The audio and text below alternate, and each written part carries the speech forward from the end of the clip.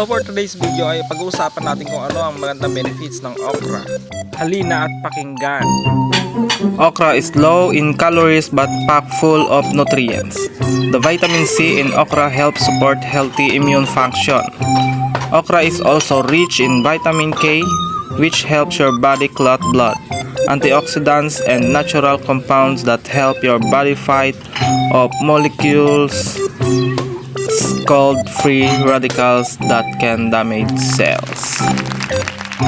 So ayun mga ka-idol, nabanggit na nga natin kung ano yung magandang benepisyo ng okra o ng pagkain ng okra. So ayun, sana po ay may natutunan tayong lahat sa pagkain ng mga ganitong gulay upang ang resistensya ng ating katawan ay mas mapabuti at hindi mapabayaan, lalong-lalo na ang ating stomach. So ayun, para po sa mga hindi pa nakasubscribe, naka-follow sa aking page, subscribe nyo na po upang lagi kayong updated sa aking mga susunod pang video na ituturo.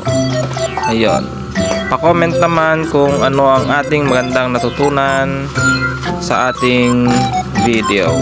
Maraming salamat. Abangan po ang mga bagong update sa ating mga susunod pang video.